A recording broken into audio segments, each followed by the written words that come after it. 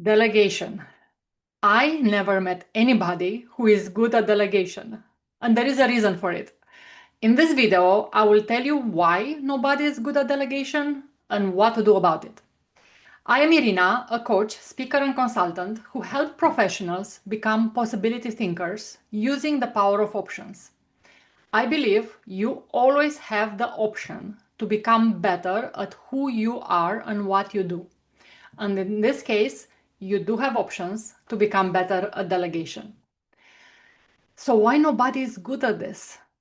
If you are in a position to delegate work to others, you are more probably in a manager or leadership role.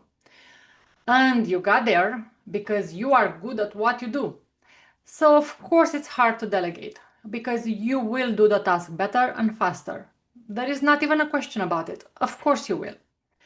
But that is not the question. As you progress in your career, you will have more and bigger things to do. So you do need to learn to delegate. Another compounding factor that makes it hard for some people to delegate is because they want to protect the others. They don't want to overwhelm their teams.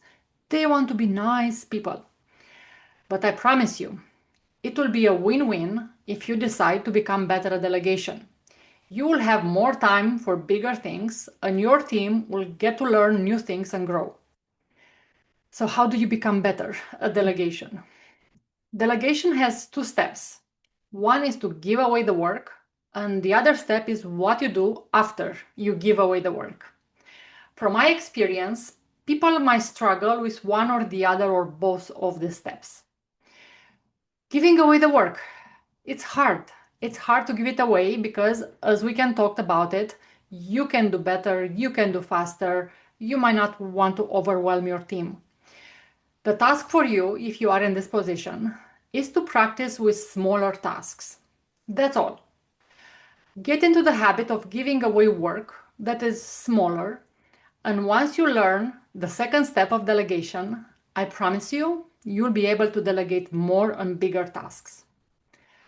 Okay, so what do you do after you give away the task? You gather all your courage and give it away.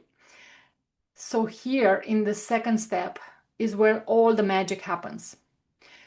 I want to start the second step of delegation with a reframe. Let's call the second step co-creation, because that's what actually is happening. This is the step where there is an alignment that happens between the person giving away the task and the person receiving the task. So what more exactly happens in this co-creation step? First of all, you as a person giving away the task, you need to create some expectations. Share the main parameters of the work. What's the scope? What's the timeline? What's the expected output? As a person giving away the work, remember, nobody can read your mind. You need to set up some expectations. Then, ask the person receiving the task what ideas and suggestions they might have for doing this work. They might surprise you with new or better ideas that maybe even you did not think about. Also important in this step is to provide support. Suggest to the person receiving the task some resources they can access, or maybe another person who can be helpful. And of course, make yourself available during the length of the work. Be helpful. Then, stay in touch. This is very important.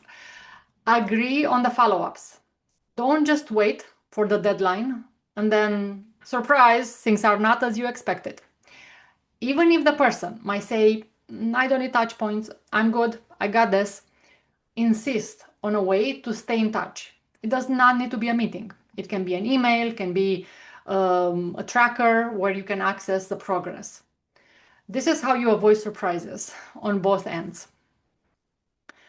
Don't leave the meeting before you ask the person to summarize the next steps. Ask for a playback.